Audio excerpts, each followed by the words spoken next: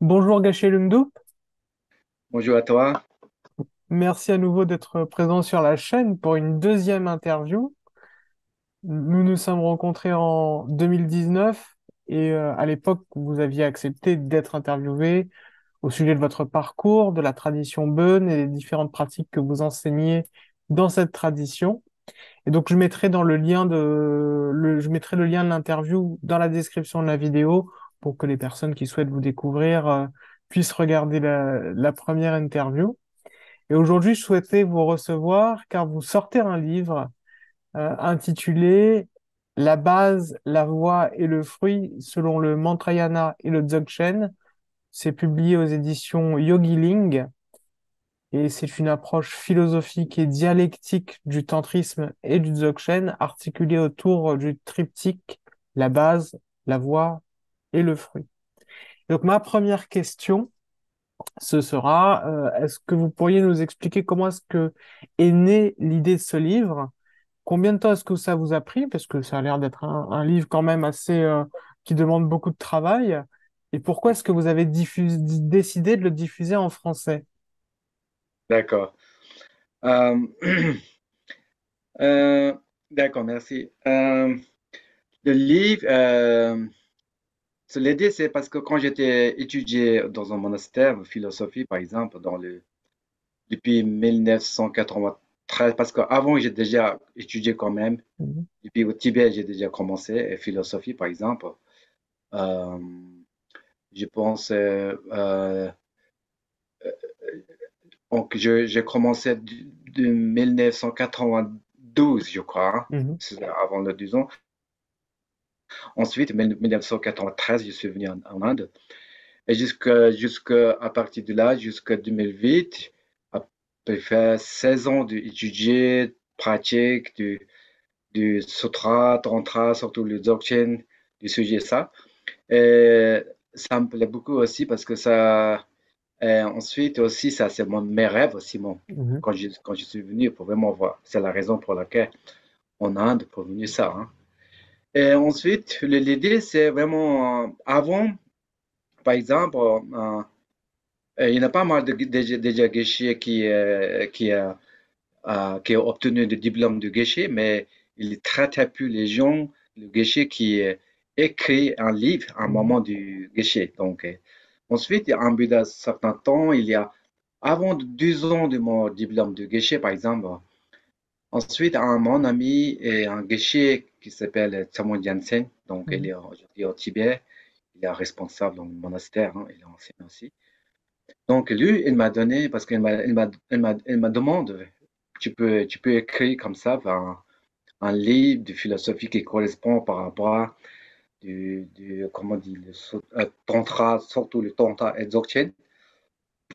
Donc, euh, quand j'étais étudié dans un monastère, j'ai enseigné aussi j'ai enseigné des moines qui sont un peu plus bas du niveau comment dire, du niveau de classe. Mhm. Donc, je enseigne tout le temps. Donc, ils ont connu ma connaissance, ils ont préféré, donc ils ont trouvé c'est pas mal. Donc, si j'ai écrit, si j'ai écrit un livre par rapport à Mhm. ça, peut-être ça peut aider. Donc, ça, c'est une bonne idée. Donc, elle m'a demandé ça. Ensuite, j'ai réfléchi à pourquoi pas, parce que c'est vrai, quand je finis d'étudier ici, à un moment, j'ai un livre aussi, parce que c'était un résultat quand même. Mhm. Ça, c'est une très bonne idée. Et ensuite, j'ai commencé avant 2 ans du guichet. Euh, Ça veut dire, pendant 2 ans, j'ai travaillé pour, même temps pour étudier. Par exemple, je connais les livres, je connais des Mhm. textes où je vais regarder, où je peux trouver des points essentiels. Donc, c'est pour ça, donc, pendant 2 ans, petit à petit, j'ai écrit tous les Mhm. jours, les phases, certaines phases, vous voyez, euh, et en bout de 2 ans, j'ai complètement terminé à peu près le 173 pages. C'est pas beaucoup vraiment, c'est pas très énorme. Donc. Mais l'idée, c'est parce que vraiment, pourquoi j'ai écrit, euh, parce que aussi, j'ai vu pendant ce temps-là, chez les bonnes, tradition des bonnes, il est très, très, très vaste, très, très Mhm. riche par rapport à Sotra, Tantra, surtout les Dzogchen, aussi mais elle est difficile, vraiment, vraiment, pour résumer. Il est immense, Mhm. Mhm. le texte. Si on lit une seule texte de Dzogchen, donc vous voyez, il y a, il y a 1000 pages, donc chacun, il est 400 pages, 500 pages, vous voyez. Donc, vraiment, c'est très difficile pour vraiment résumer pour les gens qui est niveau basse, par exemple, qui sont Mhm. très difficiles, hein, surtout pour le ton. Elle est difficile. Donc, moi, j'ai réalisé vraiment, quand même, il faut résumer un petit peu les points essentiels, parce que ben, je ne peux pas résumer tous les points, ça c'est sûr, mais quand même, les points qui sont très, très essentiels, c'est les bases, le chemin et le résultat. Ça, ce sont Mhm. les points essentiels par rapport au dharma, pour le dharma. Donc, j'ai décidé vraiment pour résumer par rapport à ça. Donc, selon ce tantra, c'est pas le sutra du don, tantra Mhm. et dzogchen. Donc, c'est pour ça que j'ai décidé d'écrire avec ce point-là pour vraiment résumer, plus concentrer les sens. Ensuite, euh, euh, depuis 2010, je suis là en France parce que le livre il est déjà existe depuis 2008, par exemple, en Mhm. tibétain. Donc, oui, oui, jusqu'à il y a 2 ans, j'ai pensé, ah, pourquoi pas, il faut quand même, il faut traduire en français, pourquoi pas? Parce que ça l'aide, peut-être, parce que aujourd'hui, en France, par exemple, il y en a vraiment le niveau de Dharma, surtout le niveau de Dzogchen, le niveau de Tantra.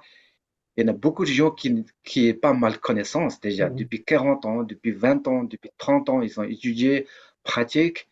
Mais j'ai vu la capacité de voir intellectuelle, voir connaissance, c'est vraiment déjà pas mal, hein, beaucoup, Mhm. beaucoup de développés. Mais ils ont le problème, c'est la même chose parce que si vous allez lire un livre, grand livre, ça c'est très, très vaste, très difficile. En bout d'un moment, vous allez perdre. Mhm. Mhm. Mhm. Donc, c'est pour ça, peut-être ça peut aider quand même, parce que mon livre, il est bien concentré et point essentiel, mais quand même, il est assez difficile pour comprendre parce que surtout les philosophies, Mhm. les points de philosophie, la façon de philosophie écrite, c'est pas la façon comment dire, d'autres façons de mal, d'autres façons. Donc, c'est pour ça, peut-être assez compliqué, mais quand même, c'est pas très compliqué parce que j'ai vu par rapport au niveau du dharma, connaissance en France, beaucoup de gens.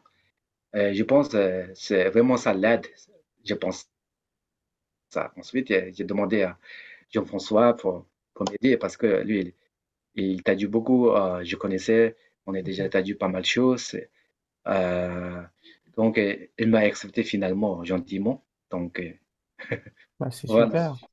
Ouais, C'est une très bonne nouvelle. Et alors, j'ai regardé un petit peu la structure du livre. ouais. Et donc, c'est un livre qui est en deux parties.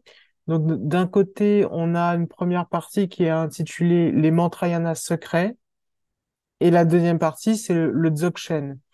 Et Mhm. donc, j'ai une question un peu naïve sur la structure, c'est est-ce qu'il y a un ordre à respecter? Est-ce qu'il y a une hiérarchie entre une partie et l'autre partie? Est-ce qu'on doit commencer par un puis faire l'autre? Est-ce qu'on peut faire les deux en même temps? Comment est-ce qu'on s'organise dans les deux parties? Hmm. Oui, donc, effectivement. Mantrayana au Tantra, c'est finalement le même Mhm. sens, hein, finalement, même sens. Euh, la différence, parce que le Tantra et Dzogchen, il y a 2 niveaux.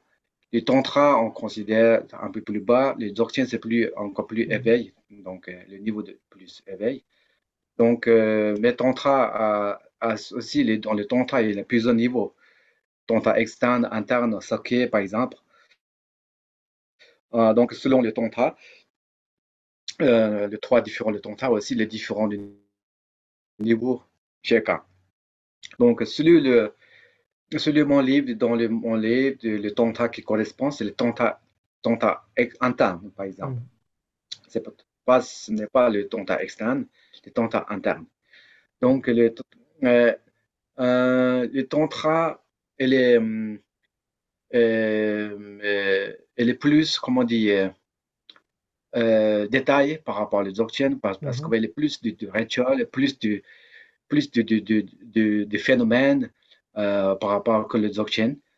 La Dzogchen, par rapport à le Tantra, elle est beaucoup plus simplicité, Mhm. et beaucoup plus, comment dire, modernité aussi. Mais je peux dire, moi, j'ai toujours pensé, parce qu'à l'époque, les yogis, ils ont, un bout d'un certain temps, ils ont vraiment modélisé le Dharma pour comment simplicité, pour pratique avancer plus efficace et Mhm. facilement, pour adapter, pour tout le monde. Ce n'est pas que pour le moine, vous voyez, pour tout le monde, comment on peut adapter. Vraiment, moi, je pense, je vois bien Mhm.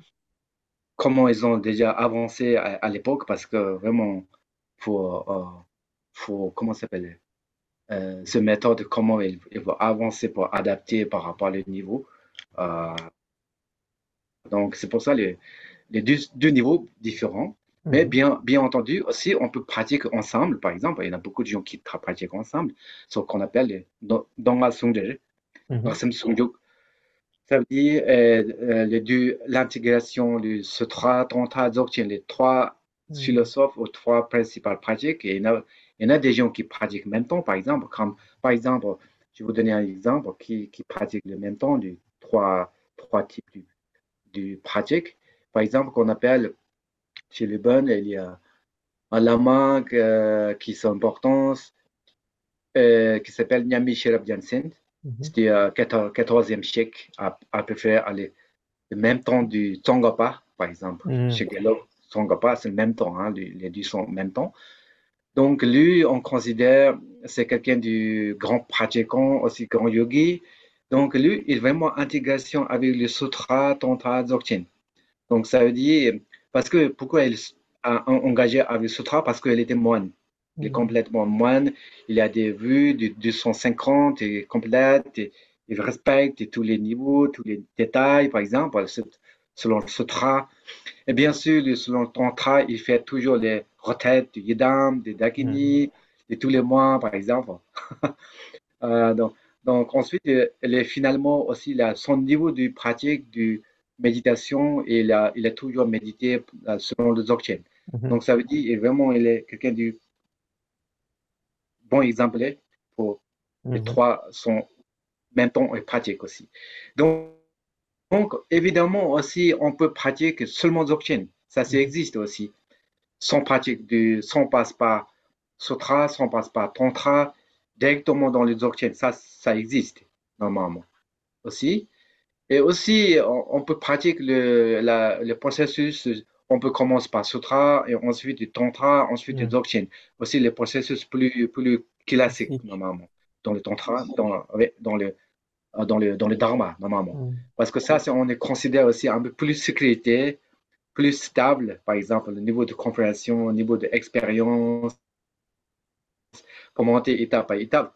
Ça, c'est on considère un peu plus logique, un peu plus normal, un peu plus, comment dire, efficace, Mhm. surtout pour les gens qui, niveau, par exemple, niveau, il y a trois niveaux dans le pratiquant, par exemple, pour le Dharma, ce qu'on appelle niveau Rimchipa, ça veut dire c'est qui pratique vraiment, qui est niveau, commence par étape, par exemple. Mhm.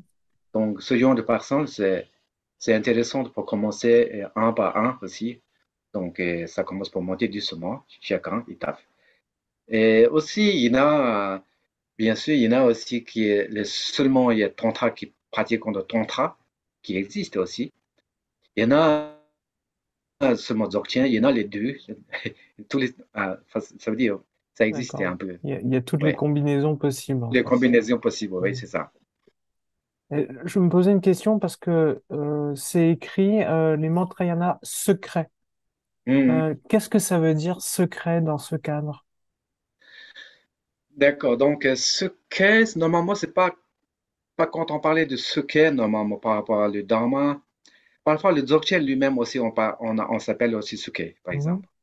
Ce qu'on appelle, parce que parfois le Dzogchen, il est inclus dans le Tantra. mhm, Euh, Selon les Tantra et Dzogchen, on est séparément.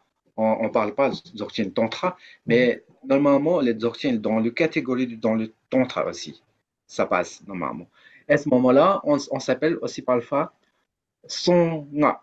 Song-nga, Song-nga, ça veut dire Sukkot. Nga, ça veut dire comme mantra. C'est pas vraiment mantra, hein, parce que mhm, bon, ici, j'ai vu, les gens, ils traduisent comme mantra. C'est pas mantra. Selon le texte qui dit, sans, ça veut dire rester souqué. Ça veut dire ne monte pas pour tout le monde. d'accord. Ne donne pas tout le monde. Ne enseigne pas pour tout le monde. C'est pour ça qu'on appelle sans. Sans, ça veut dire quelque chose caché, hein, Mhm, gardé.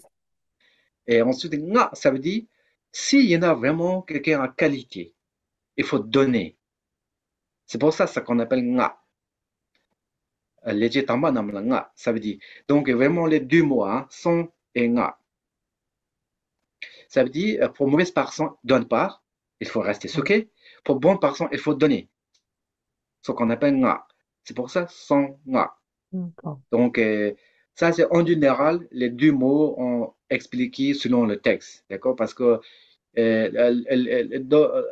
quand on dit tantra ou nga, seulement quand on dit nga, ça veut dire peut-être, après, par rapport à ça correspond peut-être au mantra. Hein? Mhm, Mantra, on s'appelle nga, par exemple.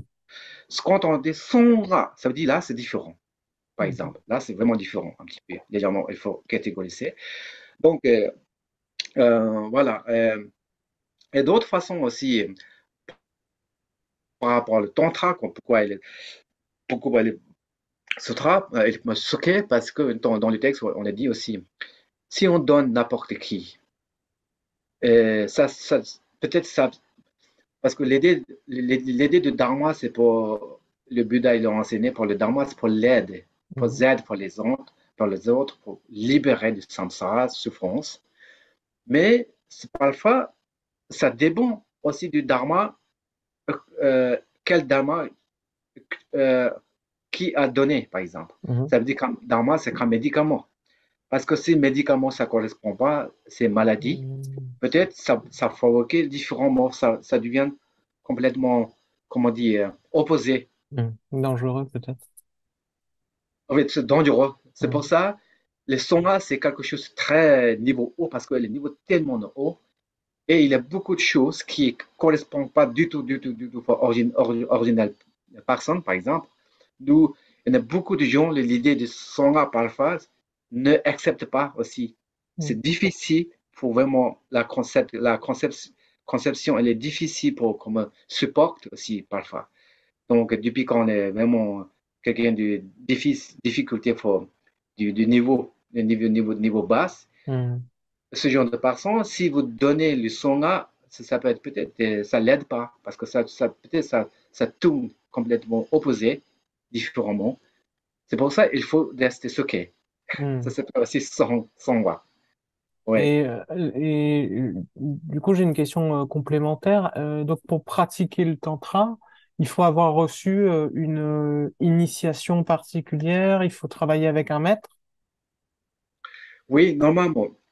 Traditionnellement, oui, parce que selon Tantra, selon Dzogchen aussi, la processus, si on va vraiment respecter la processus de comme traditionnel, il faut commencer par initiation, par exemple. Mhm, Initiation, ensuite, les préliminaires, par exemple, le bodhisattva, le refuge, Jamru Semti, par exemple. Ce genre de choses pour commencer par Guru Yoga, etc. Donc, ça veut dire qu'il y a toutes les étapes processus. Il faut commencer par là. Sinon, normalement, on n'a pas le droit de vraiment commencer quelque chose de mhm, directement sans qu'on appelle en langue tri. Ça veut dire les trois différents comment dire, initiatives pour, pour, pour avoir un, pour commencer avec, par exemple. En, ça veut dire initiation. Lang, ça veut dire transmission. Chi, ça veut dire enseignement. Les trois, mhm, ce sont essentiellement pour connecter avec pratique tantra dzogchen. enseigner aussi tout ça. Donc, c'est pour ça le traditionnellement, il est nécessaire. Hmm. D'accord. Mm. Alors, j'ai vu qu'il y avait deux phases dans la voie du tantra, c'est-à-dire qu'il y a une phase de création et une phase Mhm. d'achèvement. Quelle est la différence entre les deux? C'est les pratiques qui sont différentes? Oui, dans le tantra, hein. Ouais. Oui, Mais ça, c'est dans le tantra interne. Parce que dans la tantra externe, il n'y a pas ce sont les deux phrases. d'accord. Ce sont les deux phases, ça correspond au tantra interne. Dans ce qu'on appelle Tjerem et Dzogchen, hein. Mhm. Donc, le premier phase de création, ce qu'on appelle Tjerem, dans le Tjerem, il y en a simplement, il y a trois choses, trois samatha, samadhi par exemple, Tengenzi, contemplation, trois contemplations, qui est ce qu'on appelle la contemplation au samadhi euh, comment ça s'appelle? Tejini, on appelle Tejini. Tejini, ça veut dire samadhi l'insister, L'inciter, l'insister, l'inciter. l'inciter. Et ensuite, le deuxième, ce qu'on appelle le samadhi du manifestation, totalité manifestation. Troisième, qu'on appelle samadhi causal, Hmm. donc le Dieu Tingzi, troisième. Donc, ce sont les trois samadhis, c'est le principal, la base euh, la phase de création, dans la création, le Tcherem. Donc, les trois samadhis aux trois contemplations de l'aider, c'est vraiment ça correspond par rapport aux trois niveaux du pardon. Ce Hmm. qu'on appelle premier, par exemple, premier samadhi de l'insister, ça correspond par rapport à la libération du pardon du Dharmakaya, premier pardon. Et deuxième, ça correspond au pardon du Sambhogakaya, Zogu Pardon, ce qu'on appelle. Ça veut dire quand il y a des manifestations, ça commence dans le pardon. Hmm. À partir de là, le deuxième samadhi qui est efficace, parce que le deuxième samadhi, est l'intégration avec ce qu'on appelle Toni Nyingji Sungler. Toni, ça veut dire la vacuité, la pratique de vacuité. Nyingji, ça veut dire la compassion, ce sont les unités avec Hmm. à ce moment-là. Donc ça c'est vraiment efficace par rapport à faut se libérer à ce moment-là dans le deuxième pardon du Zogu pardon, ce qu'on appelle. Et le troisième samadhi du tiers, comment dire, Dieu Tingzi, le, comment dire, le samadhi du social, c'est ça correspond par rapport au troisième pardon, pour libération du troisième pardon, depuis ce qu'on appelle pardon du Nirvanakaya, au Turku pardon. Ça veut dire à ce moment-là, tout ce qui est manifestation depuis cette base d'unité, de la pratique de vacuité et compassion, et en plus de visualisation des syllabes, vous voyez, de tout ce qui Mhm. correspond par rapport à la renaissance, par exemple, le réincarnation, par exemple. Hmm. C'est pour ça les troisièmes et les correspondances, c'est pour libération dans le troisième pardon du Nirvanakaya. Voilà. Voilà. Ensuite, ça, c'est la création, Mhm. de la phase de création, grosso modo, ça, hein, parce que sinon, il y a beaucoup, beaucoup, beaucoup, beaucoup de choses à notre Mhm. élément, disons. Et, et Zorem, le deuxième, c'est Zorem, c'est, comment ça s'appelle en français, les Zorem? La phase d'achèvement? Euh, c'est ça, la phase d'achèvement. Les Zorem. Les Zorem, évidemment, ça correspond encore plus du niveau haut, par exemple. Mhm. Les Zorem, c'est la base du vraiment, déjà de la base de la phase de création. Mhm. Et ensuite, en plus de Zorem. C'est-à-dire, à ce moment-là, pendant le Zorem, c'est grosso modo, c'est vraiment pratique du Tsalang, au Hmm. Tomo, par exemple. Ça, langue télé, ça veut dire ça, des canaux, au niveau du canot, au niveau du souple, au niveau du essentiel, au télé. Donc, les trois, ce sont essentiels qui existent nous-mêmes, notre physiquement. Par exemple, des Mhm. subtilités du corps, subtilités des canaux et souffles et des tiglets.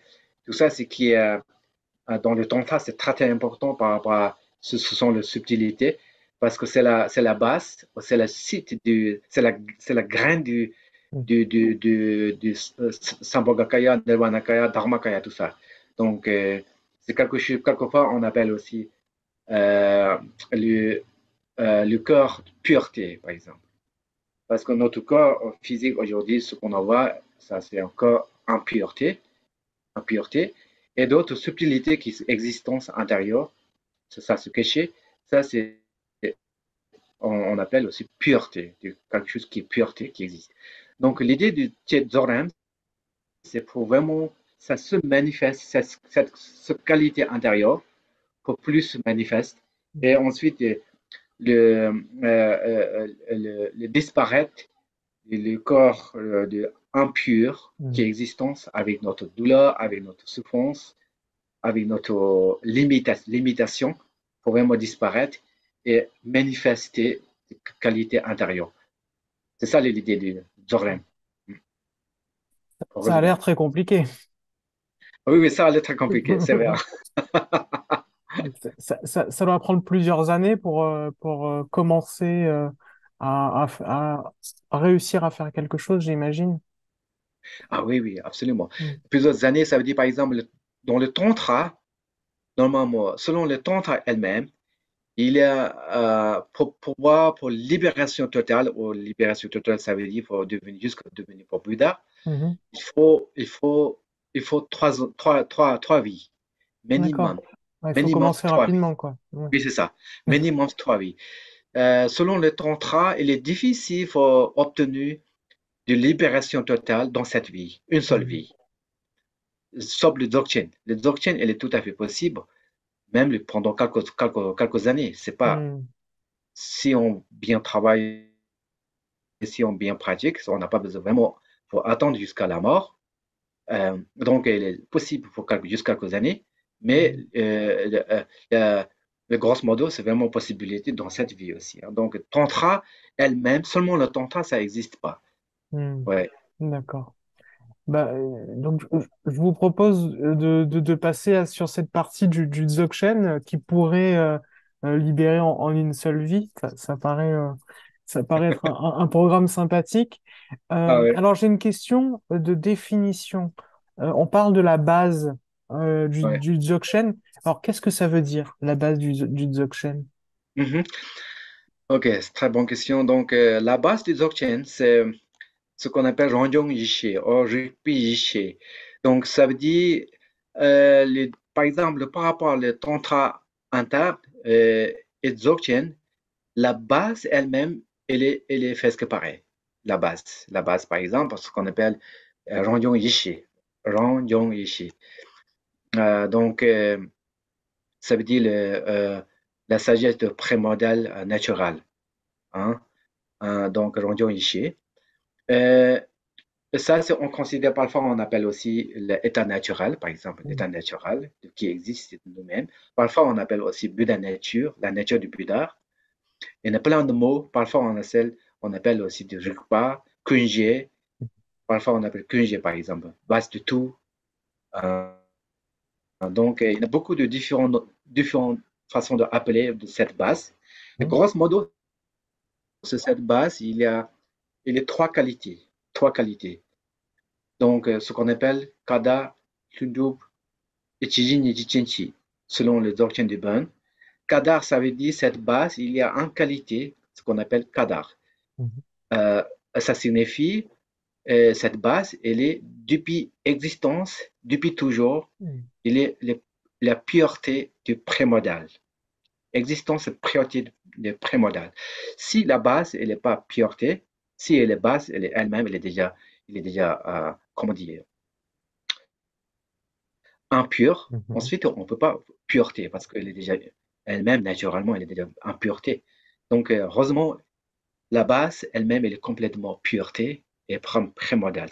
Par rapport à ça qu'on appelle kadar. Kadar. Donc, par exemple, on donne des exemples comme le ciel. On donne le ciel. Du Mhm. ciel elle-même, Il n'y a aucun de nuage noir, blanc, d'autres phénomènes existe pas, celle elle-même. Mm. Complètement, elle est dégagée, celle elle-même. Mais de temps en temps, ça revient dans une manifestation, comme manifestation dans le ciel. Donc, ce n'est pas naturel elle-même du ciel. Exactement pareil dans notre base, selon le Kadar, c'est Mhm. exactement comme le ciel bleu, le ciel complètement dégagé. Donc, elle est complètement, elle-même, elle est naturellement, ça existe comme ça. Et deuxième qualité, ce qu'on appelle Shundub. Le Shundub, ça veut dire cette base aussi, une deuxième qualité qui existe, c'est la présence de spontané, ce qu'on appelle la Mhm. présence de spontané, c'est-à-dire, même la base, elle était complètement pureté et pure modèle et complètement bien dégagée avec tous les obstacles et toutes les négativités, toutes les impuretés. En même temps, il est en capacité de spontanément manifester n'importe quel, soit positif, soit négatif. Par exemple, soit samsara, soit nirvana. Quelle chose, il peut manifester du don, comme le ciel exactement. Le ciel est complètement libre dans le ciel, ça se manifeste de tous les phénomènes Mm. qui existent dans cette université. Il est immense des choses, ces phénomènes qui se manifestent dedans. Mais ça, le ciel elle-même, ça ne gêne pas. Donc, et le ciel est tout à fait capable pour accueillir tout ça. Mm. Donc, exactement dans notre base, de notre nature, il est capacité de pouvoir accueillir toutes ces manifestations, soit positives et soit négatives, tout ce qui peut accueillir, tout ce qui peut manifester à partir de là. C'est pour ça que ce qu'on appelle spontané, la présence de spontané. Donc, et ça veut dire que tout ce qui est manifestation, et on n'a pas besoin de vraiment pour faire quelque chose avec volontaire. Ça veut dire Mm. ça vient spontanément, naturellement. Donc, c'est pour ça qu'on appelle Lundo.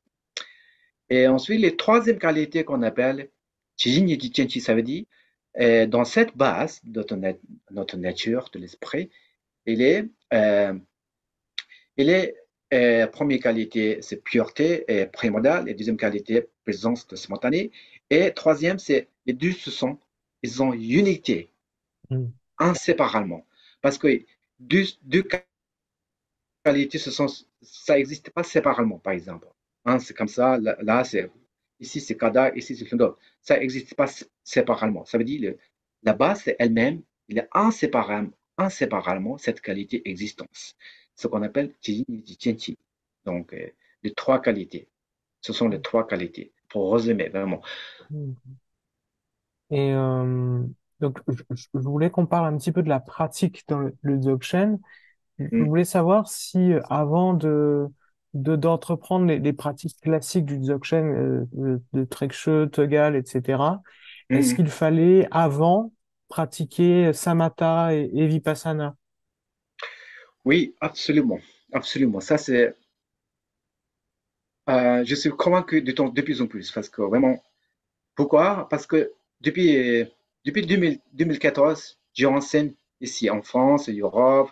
Quand même, je vais essayer moi-même de la meilleure façon. J'ai vu beaucoup de gens pratiquants. J'ai rencontré des pratiquants anciens qui pratiquent beaucoup depuis des années. La difficulté, c'est tout le monde pareil. Ça veut dire que ça avance pas finalement. Parce que tout le monde, il y en a qui disent ça avance pas, il y en a qui disent pas. Je sens déjà, je Hmm. vois déjà. Parce que ça avance pas. Parce que son niveau de pratique est toujours, c'est la même chose, toujours pareil.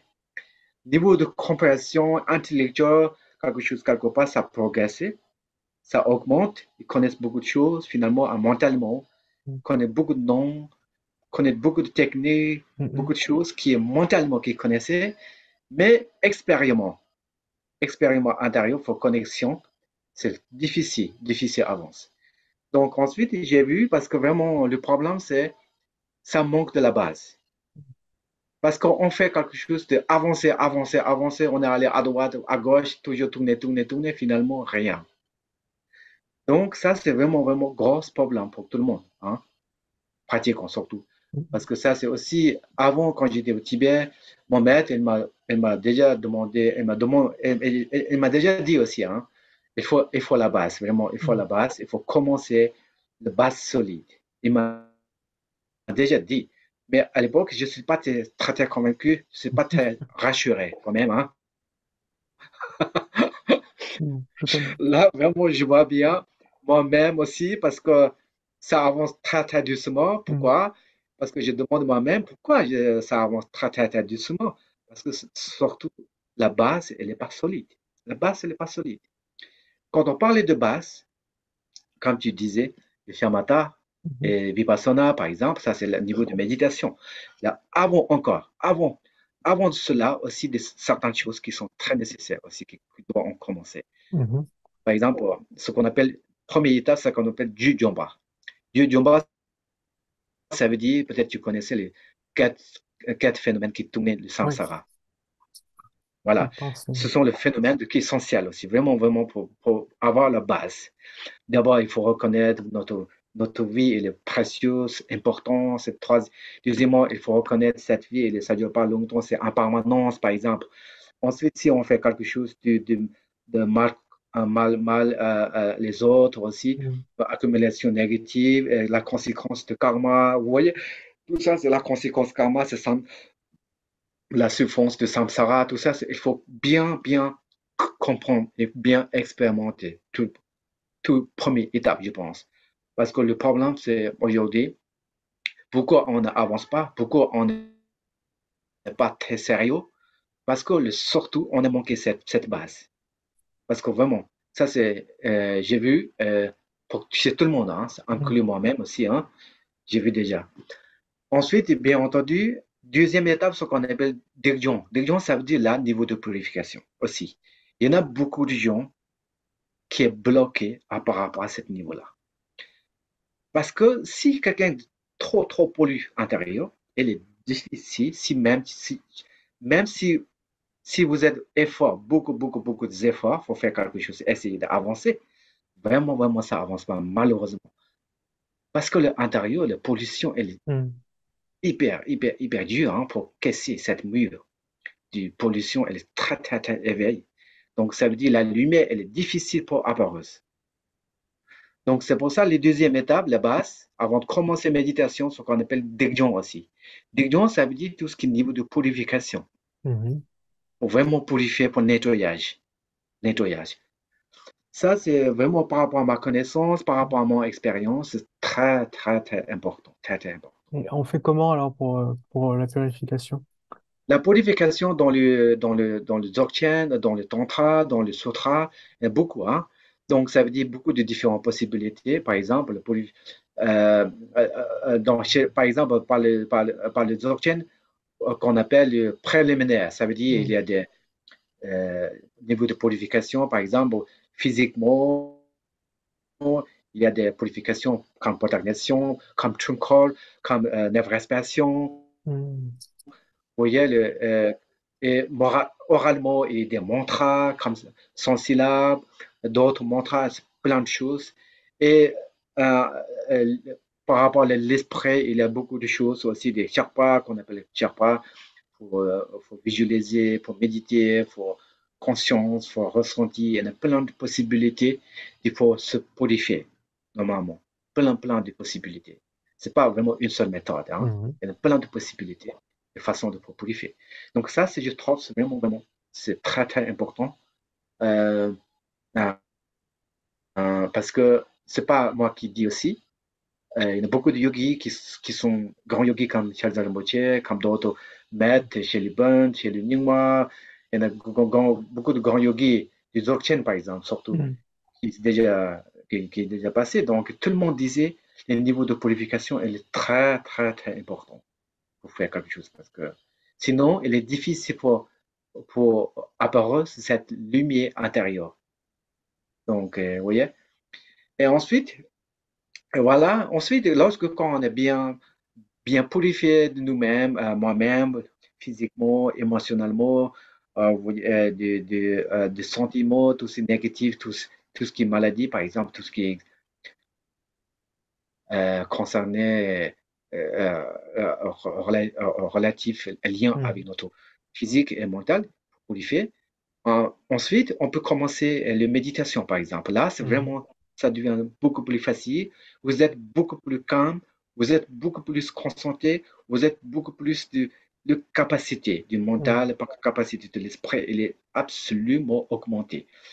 Parce que quand on est beaucoup plus du, par exemple, comme ordinateur, par Mhm. exemple, si l'ordinateur il est, pas, il est seulement 100 giga, 100 giga, 100 DBS, 100 gigabytes par exemple, si vous êtes beaucoup de dossiers dedans, Mhm. à un bout d'un moment, ça bloque, ça avance pas. Exactement pareil, nous-mêmes, parce que notre capacité, elle est bloquée aujourd'hui par rapport à cette obstacle, à cette négative, à cette pollution. Donc, jusqu'à pour supprimer, pour nettoyage, là, notre énergie, elle est bloquée, par exemple. Ça avance pas. Mhm. Donc, lorsque quand on est bien nettoyage pour, comment dire, pour supprimer tout ce qui correspond par rapport aux poubelles, par exemple, Mhm. ensuite, là, notre intérieur, elle est beaucoup plus lumineux, beaucoup plus espace déjà. Là, on peut facilement, la vitesse, elle est absolument différente, comme Mhm. exactement pareil, fonctionner comme ordinateur, comme smartphone. Vous voyez, donc absolument pareil. Et à ce moment-là, on peut commencer par, comme je disais tout à l'heure, shamatha, chiner. Mhm. Chiner aussi, il y a plein de possibilités aussi, des centaines de différentes façons de Mhm. pratiquer le chiner, hein, donc dans le texte des Dzogchen. Ça, c'est énormément de possibilités. Seulement le chiner. Ensuite, il y a le vipassana, tous les processus de vipassana, Langtong qu'on appelle, Mhm. Langtong en tibétain.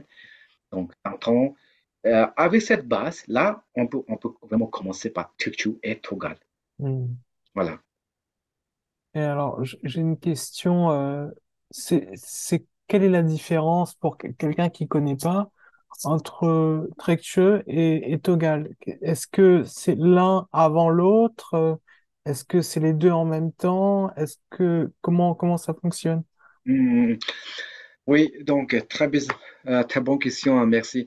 Le Tukchu et Togal, c'est normalement euh, le processus de commencer par Tukchu, normalement.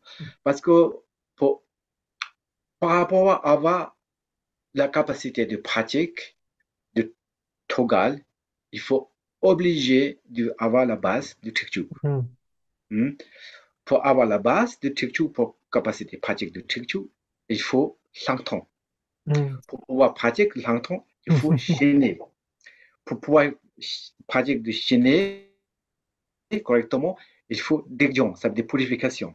Pour purifier tout ça pour capacité, c'est tout ce qui est concerné la base, pour tourner Mhm. du samsara, etc. Donc, ça veut dire vraiment la processus, comment ça se passe. Euh, Ça, c'est je trouve, c'est vraiment très important. euh, Parce que sinon, on ne peut pas commencer directement Togal, par exemple. Mhm.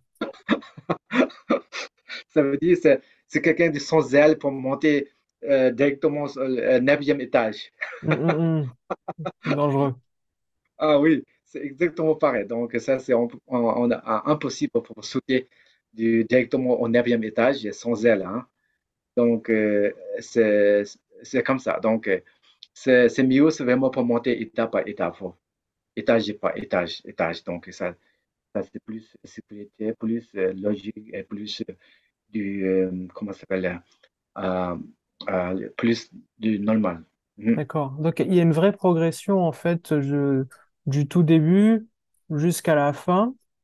Et, euh, et alors, qu'est-ce qui se passe à la fin? Quand on a tout bien réussi, quand on a tout bien pratiqué, quand on est purifié, Oui.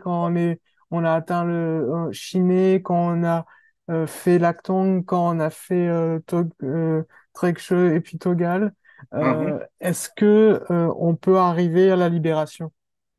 Oui, ça c'est tout à fait. Donc ça veut dire, si on avait tous les processus ont bien travaillé, parce que la question, moi je parle pour mes étudiants, pour tout le monde, pour mes camarades,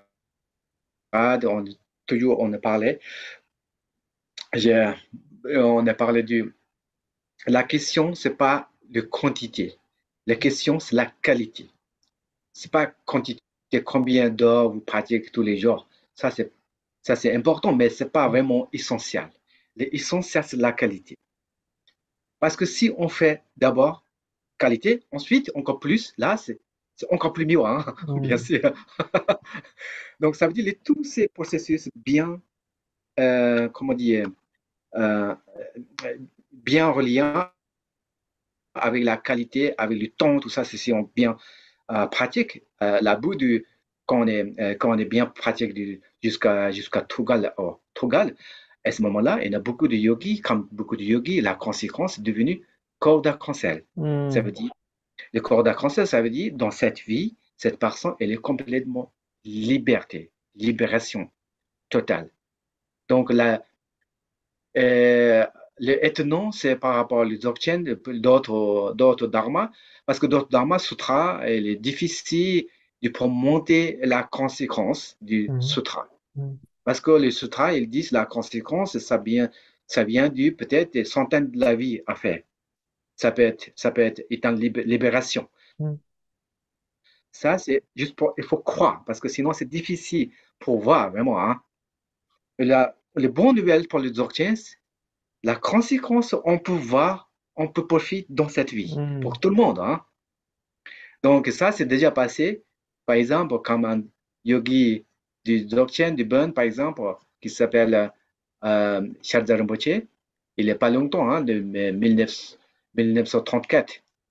Il est devenu corda cancer. A Mm. fait 2 ans, un de son étudiant qui s'appelle Rasib Dawatarpa. Il est devenu corda cancer. Donc, Mm. ça, tout le monde le sait, comment ça se passe, et tout le monde l'a vu.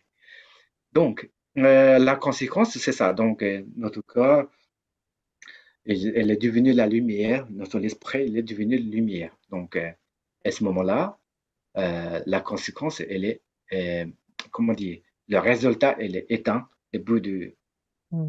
bout du chemin. D'accord. Mm. Donc, en fait, c'est quelque chose que tout le monde peut atteindre s'il suit bien les enseignements et s'il pratique de façon progressive. Parce que c'est vrai que des fois, quand on parle du Dzogchen, on a l'impression que c'est une pratique où il n'y a pas de pratique, où c'est juste, il faut rester dans Rigpa, ou c'est très, des fois, c'est un peu bizarre. Et donc là, ce que vous dites, c'est justement il y a une pratique, c'est très important. Si, si, si, absolument, Hmm. absolument. Donc, D'accord. oui, oui, parce que dans les Dzogchen, il y a tous les processus de, qui est déjà, la structure, elle est très mécanique. Donc, ça Mhm. veut dire, elle est vraiment bien programmée déjà. Donc, première étape, deuxième étape, troisième étape. Et à la fin, ce qu'on appelle dans les Dzogchen, par exemple, au niveau de Chukchu, hein, surtout au niveau de Chukchu. Avant Chukchu, tout ce qui est indiqué dans les Dzogchen, on a besoin.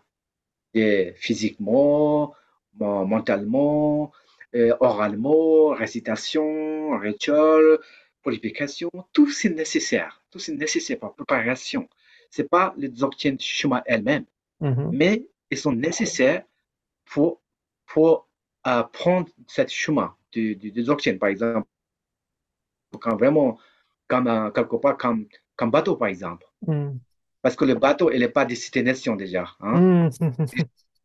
Mais pour être en destination, le bateau, il est nécessaire, par exemple, quelque part, hein. Donc, exactement, c'est la même chose. C'est la même chose. Dans les Dzogchen, on peut commencer, quand on a commencé, il y a beaucoup, beaucoup d'efforts, beaucoup, beaucoup de travail, pratique aussi, hein, physiquement, Mhm. tout ce qui est concerné un petit, quand on est bien réussi, et bien réalisé dans cet état naturel, de plus en plus stable dans le culture. Ensuite, on a du moins ou moins nécessaire tout ce qui est pratique du Mhm. physique, par exemple, du mantra, rituel. Là, on peut laisser parce on est un nécessaire. On n'a pas nécessaire tout ça. C'est fini. D'accord. Donc, à ce moment-là, ce qu'on appelle repas dit, ça veut dire à ce moment-là, on peut rester seulement dans cet état de repas. Mhm. C'est suffisant. Parce qu'avant qu'on n'est pas capable de rester cet état de tout le temps, on a besoin pour soutien quelque part les d'autres méthodes qui soutiennent pour maintenir dans cet état. Mhm. Hmm. Et alors, j'ai vu que vous aviez commencé à faire cette année une formation, les enseignements pour le Dzogchen en ligne. Mhm. Est-ce que vous pourriez en parler un petit peu?